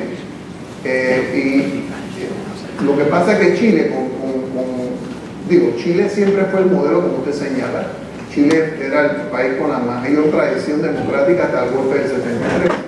Y sorprende que de pronto un sitio que yo conozco, pues yo fui a Chile con una delegación panameña cuando el presidente era Lagos, y fui a una sesión de gabinete con todo el gabinete chileno y encontré que había gente de la derecha y de la izquierda que por Chile se reunían de 8 a 5. Después a lo mejor no lo harían entre ellos, pero sí trabajan por su país. Esto que ha ocurrido ahora es simplemente una explosión que se da porque no se han atendido las causas que producen la desigualdad social que hay en Chile, a pesar del avance económico que se plantea. Panamá no está muy lejos de ese problema. Entonces tenemos un crecimiento que quizás sea el crecimiento más grande de América Latina junto con Chile, pero tenemos mucha desigualdad social. Ahora, lo que yo sugiero es, a pesar del tema de Venezuela, es algo muy fregado. Porque en Venezuela se trató de hacer el cambio de una manera correcta, es decir, a través de los mecanismos legales y ya resultó imposible. Yo lo que le recomiendo a todo el mundo es que mantengan los ojos puestos en la posibilidad de la Constitución, que piensen qué es lo que necesitan hacer cuando esto se resuelva, porque se va a resolver en algún momento, y no se dejen llevar por el pesimismo, aunque comprendo y acepto que es una situación dificilísima que desafía cualquier fe. Pero yo creo que siempre hay alguien que está peor que uno. Y siempre acordémonos de eso. Digo, bueno, vamos a concentrarnos en cuando esto se acabe, qué es lo que vamos a hacer para recobrar nuestro país. Eso es lo que les recomiendo que lo hagan ahora mismo. Puerto Rico ahora mismo también tiene que ver qué es lo que va a hacer. O sea, porque no solo es la deuda esa que existe, que es una deuda catastrófica, imposible de pagar, sino también qué es lo que va a pasar con el estatus político de Puerto Rico, que es una de las cosas que hay que definir de una forma u otra. Y es muy difícil porque cuando la emoción entra al análisis, se fregó el análisis. Así que en esto hay que ponerse frío como un témpano y mirar las cosas objetivamente, pero sí, no se sientan solas, hay mucha gente que está con ustedes, y yo creo que cuando llegue el momento que va a llegar, van a ver quienes lo van a ayudar a recuperar ese camino. Así que digo, pero ahora mismo entiendo y acepto una situación sumamente difícil. Chile tiene una circunstancia mucho más distinta que la de ustedes, pero con todo y todo, son los problemas de no atender las cosas a tiempo. Todo lo que está pasando debe haber sido resuelto hace mucho tiempo y se pospuso por una razón u otra, que ahora tenemos las consecuencias. Pero no pierda la fe.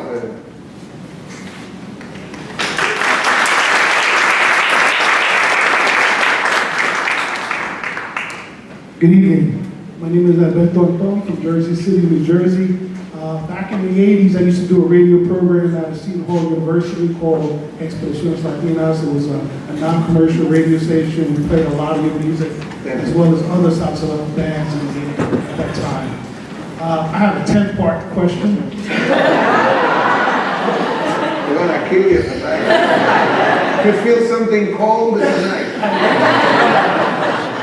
I just got 2 questions, if I can. Can you talk or give us some insight about your separation from Fania and Jerry Masucci? I understand back at that time, because you were a lawyer, you wanted to, given your theory of finger and fist, try to unite the singers, talk about unionizing, looking for a better future for the singers back then, the bands back then. I'm not sure if that played a part of it, but if you could just give us an insight. Yeah, there were several things. First of all, we have to thank Jerry Masucci and Fania for what they did for the music. I mean, if it hadn't been for them, Fania, I wouldn't be here, and many of us would have never made it. So Jerry Masucci loved music, and with Pacheco, they made Fania happen and brought it to the world's attention. The problem was that Fania was not paying the musicians. That was the problem. And that's what made me leave. I otherwise would have stayed. If we hadn't had that problem, I would have stayed. But I mean, not only because I was a lawyer, I knew what was happening, but actually when you would go and talk to other people, you would find that they were not getting paid. So yes, I did try to unionize musicians, not just singers. And we had all kinds of problems. I mean, the place where we used to be was burned down. And there were attacks on the musicians that were coming to the meetings. When I split from when Willie and I took our different ways, I was told you never work in this town again. I mean, like that. So, but it was something that I felt we needed to unionize. It to this day. If one of our friends, one of our colleagues gets sick, we have to make a collection to pay. That's not what David Valentin. Yeah, well, I mean, yeah, not just David, so many people. I mean, people who get sick. You know, there's nobody's looking after them. And again, part of that, we brought it upon ourselves. When I would try to get the union, people, I had guys who told me, I don't need a union. You know, and yes, you do. Yes, we all do. So that's the reason why I left Fania. I mean, I left, and not only did I leave, I mean, I had to fight to get my music back. Not the albums, my publishing. And I had to sue them twice. You know, but now I got my music back, and then the one thing you learn about that is like whenever I deal with musicians, I deal with them the way I would have liked Fania to dealt with me. Okay, so you don't make them go through what you went. Because they used to do that and say, no, they're paying their dues. No, that's exploitation, and you shouldn't do that. You know, so that's the thing with Fania, which is combination of things. You think of it with, you're thankful for the opportunity that was brought to you and resentful because of the fact that they took your money. Yeah. There's never been an error just like the Find Your Error. No. There hasn't been, even to this day. And you know something that also fed, there was an era in New York that's never coming back. I mean, because it wasn't just salsa, it was jazz. And it was rock. The Ramones were like playing CBGB, you know, and then, you know, you go to Pozo and then you see Bobby Rodriguez y la compañía, you know. And then, you know, down there you get Eddie Palmieri playing Pahuele, and then you get like Richie Ray with Richie Hala Hala and Cowboy, and it's like Ray Barreto, like Conversando, Falsedad, everywhere, Pacheco with Peter Bonde, Alberto Santiago with Ray, you know. All these things were going around us, and it was a joy to see you walk the streets and bump into Miles Davis, you know, I mean, it was just great. John Lennon used to live 7 blocks away from where I lived, so, you know, I mean, it was... I remember the days of Salsa Meets Jazz at the Village. Salsa Meets Jazz, absolutely. The other extreme of my other question is your experience running for president of Panama. If you were to have done that today, what would you do differently in terms of trying to... I think that we did what we were supposed to do. Right now, I find, look what's happening in this country right now. You have 2 political parties. That's it. 2. I'm not saying in Panama, when I ran, we had 27. I think that's too much. But it is good to have a choice. And right now, many people are disenchanted with the system. So at the time, what I wanted to do right after the invasion of 1989, they put back the government that had been impeded from assuming power by the military and Noriega and his people. And the first election was in '94, and I felt we needed to create in everyone the understanding that if we got all together, that same thing that I was telling the girl, and the same thing I told the lady, let us all get together and let us create a political party from scratch. And I was told you can't do that. You gotta pay for the signatures. You gotta do this. And I said, no, we don't. Because, and this is another truth, we're better than most of them. We're the majority. They are the minority, but they make a lot of noise. You know? But they're not more than us. They're not. So we got together, we did the party, and we ran. And the purpose, more than winning, because that was a tall order with such corruption, was to show people that we could actually do this, which we did. We came in 3rd out of 27 parties. That was good. You know, we elected 6 senators. I mean, we got something. We got 80% of the vote. I think we got more, but you know, okay. Not bad. So that was the purpose of that. Would I do it again? Sure. You know, I think that we don't stop. This is like education. Education is a process that never ends. It doesn't end because you get a certificate. What does that mean? You got a certificate. Yeah, but do you know everything already? No. So we all continue to educate ourselves. And we all have to always think that no matter what happens, good deserves to be supported over evil. Period.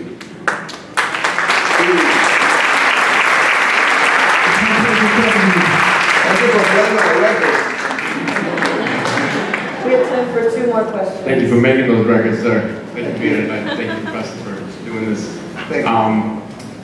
I got a real quick question. It should be a 1-word answer back, but how do you pronounce your last name?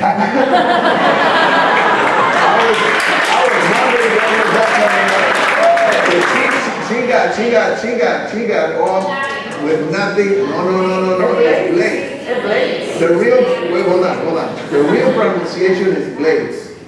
Because my grandfather, my father's father, Blades, was an Englishman from St. Lucie.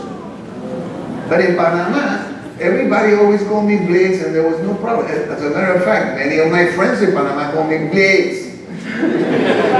Because we have a lot of Bejanguas and a lot of people from all the area of the West Indies in Panama. You know, that's why I say that is where the Blades come from when I said the West Indian man. My grandfather came from St. Lucie. So, you know, and let me say something else. You know, white people in the Caribbean, to me, are all suspicious white people. You know, I see people like fighting, like, oh, Blanco, you know, the Caribbean, there was such a mixture that it's kind of ridiculous. And also, once you do your DNA, please do your DNA. I got this line: los blancos huesos de un muerto pueden ser de cualquier raza. Si la muerte no discrimina, entonces que la vida tampoco lo haga.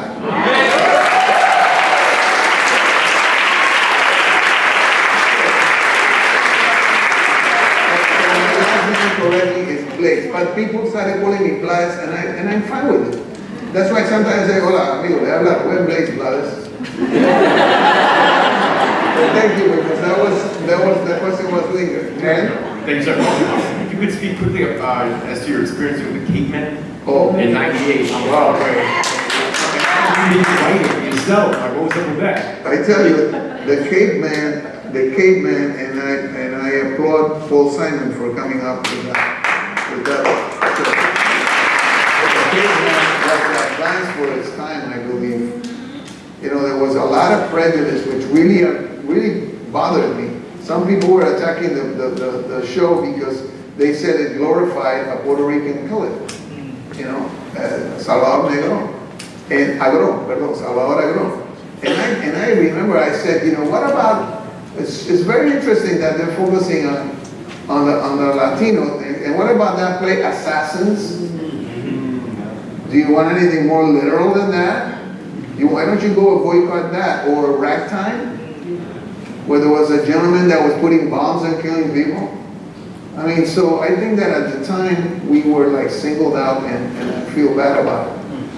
It was a great opportunity for the Latino music to be a part of the Broadway life. And in general, I met my wife there singing.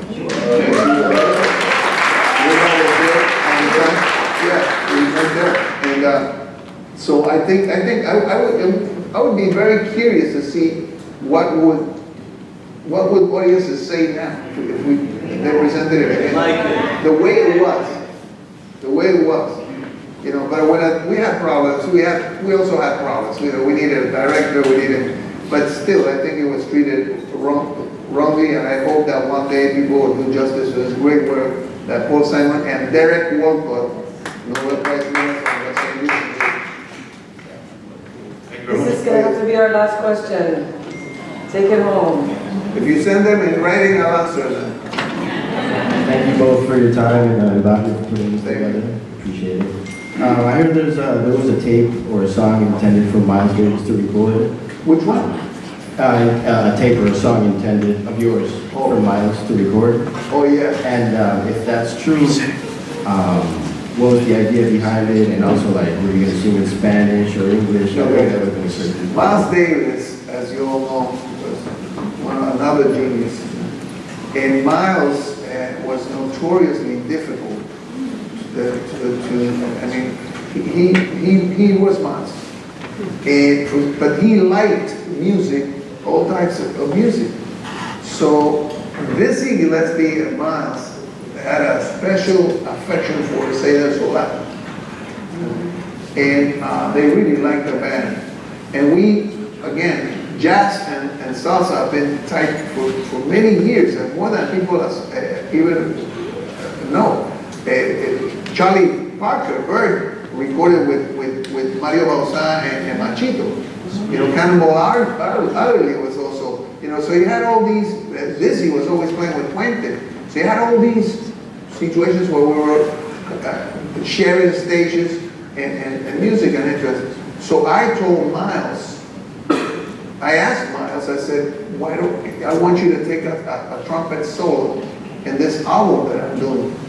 He said, what album is that? And I said, I want to do, it's an album called Buscando America. Buscando what? America. What the fuck you want me to do? I want you to take a solo. I want you to take a trumpet solo. Buscando America. Okay, send me the tape. And then I started to talk. Because you know, Miles, this record, and he listened, and he went, send me a tape. And then I went, and then because of some, Rubén, send me the fucking tape. I said, okay, yes, sir.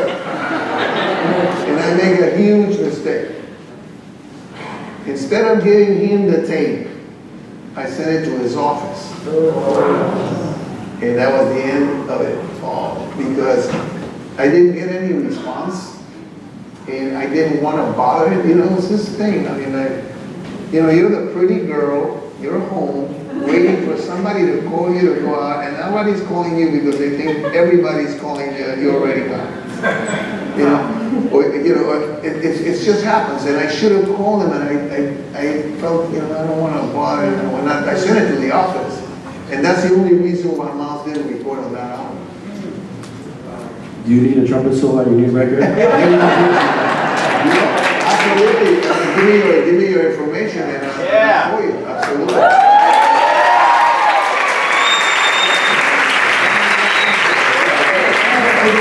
Bueno, tú da esa melodía que tú compusiste, Todo Vuelve, que fue una... Pero no fue mía, eso es de César Miró, eso es de Perú. Sí, de Perú, pero yo lo que digo que... ¿Qué me hizo cantar eso? Claro, contigo, bueno, cuando sacaste en salsa, sí. Eso fue uno que pegó en el mundo, ¿no? Sí, sí. ¿Qué opinas de esa canción? Oh, esa canción es una canción preciosa, es tan preciosa que es la única canción en Buscando América que no escribí yo. Porque es que cuando yo la escuché me pareció espectacular. Se la escuché a un cubano, Virgilio Martí, que es tremendo. Virgilio Martí es uno de esos soneros. ¿Ustedes se acuerdan de Se me olvidó que te olvidé? Ese es Virgilio Martí. Y entonces trabajó conmigo en la película esa, Crossover Dreams, de León Hichazo. Y en esa película, esa canción, él la trajo. Y por eso fue que yo me la aprendí. Es más, si ve la película, ve que él me está enseñando la canción. En la clave, me está diciendo, ve que eso es mejor cantar eso que esas tonterías que estás cantando. Como es la gracia de Dios, ¿no? Porque todo vuelve, está de nuevo acá en tu barrio. Así es. Consigue uno de los titanes de la salsa. Hace 40 años estuve en el Aretama cuando estaba con Willy Colón en el Aretama, sí, señor. Muchas gracias. Muchas gracias. No.